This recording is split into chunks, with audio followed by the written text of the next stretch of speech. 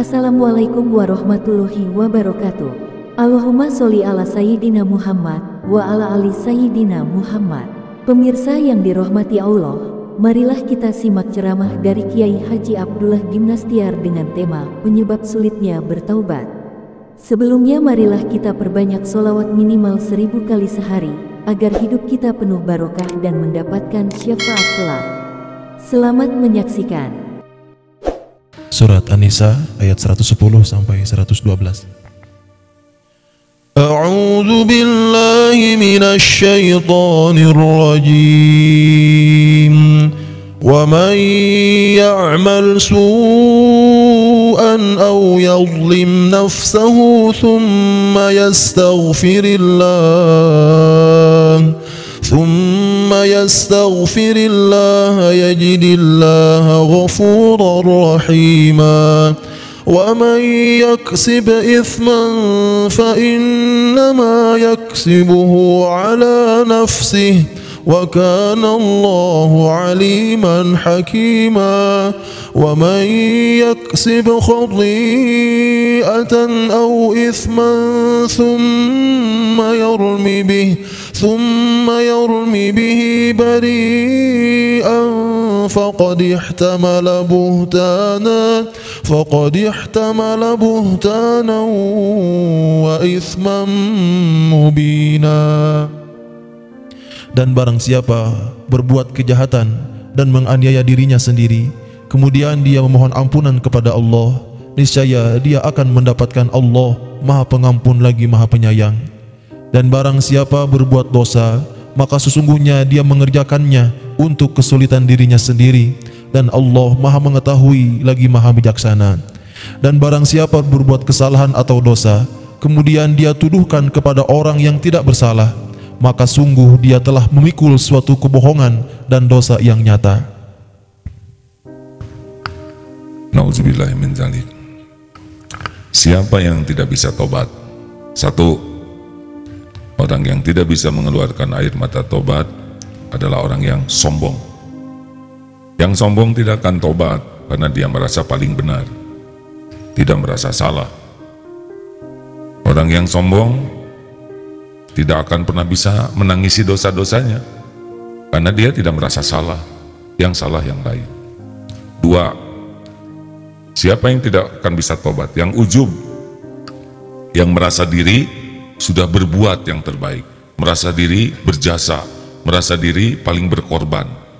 Kalau dia sudah merasa dirinya lah yang lebih dari yang lain secara spesial dan orang lain tidak bisa melakukan apa yang dilakukannya, tidak akan tobat juga. Tiga, orang yang tidak akan pernah keluar air mata tobat adalah yang merasa dirinya sebagai korban. Saya disakiti, saya dizolimi. Makin merasa diri sebagai korban, maka pikirannya hanya keburukan orang lain. Kalau orang tidak bisa tobat, dalilnya begini, wa man lam yatub fa ulaika humuz zalimun.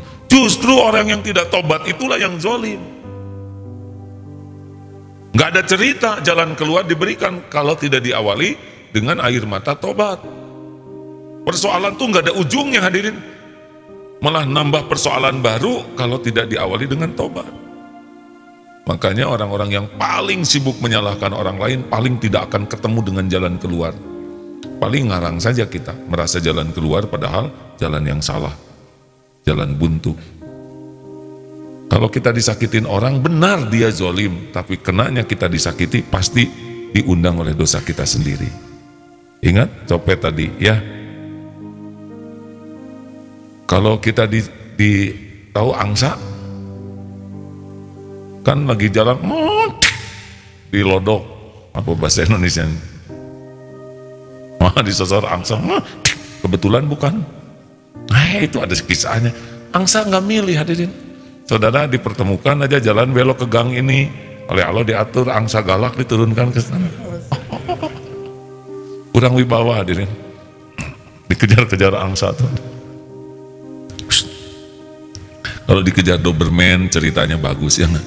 Tapi dikejar angsa, dibintih ayam, itu kurang wibawa ya. Tapi ini pasti ada. Jangan marah sama yang punya angsa, Dan yang lewat ke sana juga banyak. Kenapa kita yang terpilih? Dasar kaki jarang ke masjid. Tapi orang-orang yang diingatkan itu lebih beruntung dibanding orang yang tidak diingatkan oleh Allah. Namanya istijraj. Jadi orang-orang yang diingatkan oleh Allah seperti yang kebentur tembok, ketimpa ini lalu dia tobat, itu beruntung tuh. Yang paling apes itu ahli maksiat dan tertutup hatinya, tidak ada jalan untuk bisa tobat. Jadi yang ditangkap-tangkap KPK itu ya, boleh jadi sebagian itu merupakan karunia. Doa ibunya diijabah. Hah? Ibunya nggak pernah ngedoain ditangkap. Apa doa ibunya? Ingin punya anak yang soleh. Nah selama punya jabatan itu, nggak soleh dia. Nah supaya soleh ditangkap KPK. Makanya harusnya keluarga yang ditangkap KPK itu berterima kasih. Terima kasih KPK. Semuanya tuh ya, ibu, mertua, semua. Datang ke kantor KPK bawa makanan, terima kasih. Sudah berhasil menghentikan korupsi anak saya. Karena kalau nggak ditangkap pasti masih korupsi, benar? Kasihan anak saya mati dalam keadaan korupsi. Dengan ditangkap begini, maka berhenti. Di penjara ternyata bisa tobat, bisa ngapalin Quran, bisa tahajud. Oh, itu rezeki itu.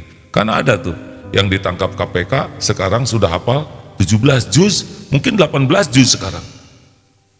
Coba itu. Berapa juz? Hah? Jawab ah. Kenapa ibu-ibu banyak yang belum hafal Al-Quran? Karena belum ditangkap lagi. Belum ngapalin, hadirin. Jadi kalau kita dibuka aib oleh Allah, ditegur oleh Allah, diberikan sesuatu yang sakit, ini bagian dari karunia juga. Daripada dibiarkan, los saja. Terus maksiat demi maksiat, jebet saja mati su'ul khotimah. Kan kalau orang ahli maksiat yang tidak segera tobat itu biasanya dua. Satu, dibuka di dunia. Pernah dengar orang yang mati minum oplosan? Mati, nah itu su'ul khotimah, na'udzubillah diperkirakan. Kenapa? Pasti dia sudah sering mabuk. Mabuk sekali, dua kali Allah nutupin aibnya, akhirnya ketahuan, dinasehati oleh orang tua, digerakkan oleh Allah, tetangga, temen yang ngingetin, terus mabok. Diingatkan sudah, di jalan tobat sudah diberitahu, tidak mau, jebet, datangkan malaikat maut, mati lagi maksiat. Kalau tidak salah kata Ibnu Umar dua tuh ya, kalau orang maksiatnya tidak tobat-tobat, satu bakal dibuka, sehingga orang lain tahu maksiat kita. Atau dimatikan dalam keadaan maksiat. Pernah dengar ada yang mati sedang berzina? Itu teh pasti sering. Zina lagi, dia bersembunyi. Ada yang tersembunyi bagi Allah, benar? Tinggal dibuka saja, nanti oleh Allah tiba-tiba ketemu. Ada tuh bapak-bapak yang suka mesum dengan mahasiswi.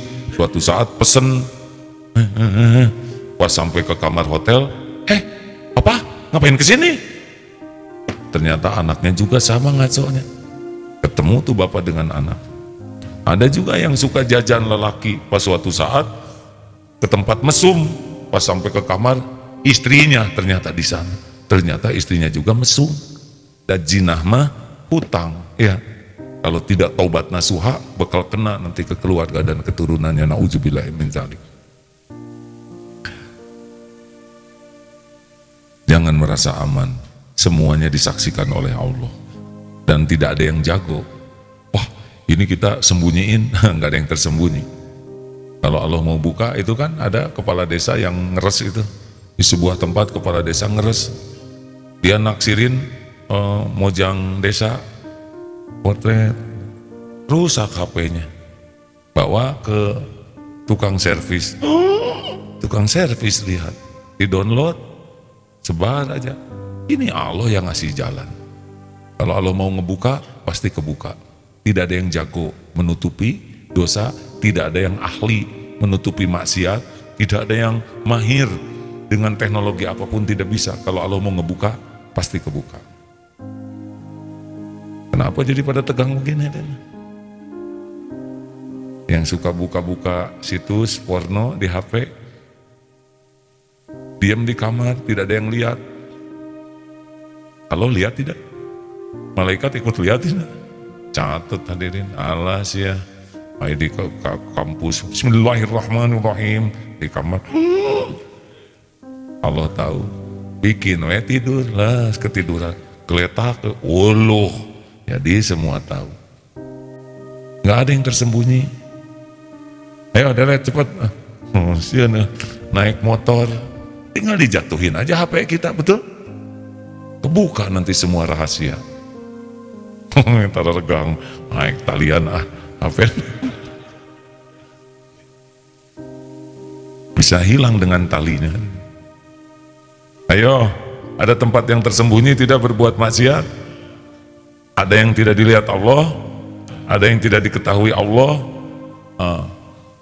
Caranya ngedeteksinya adalah kalau hati sudah gelisah, mulai ada masalah, menyakitkan, perih, ke fisik, ke hati, ke pikiran, ke ekonomi, ke apapun, langsung bawa, ini pasti diundang oleh dosa saya.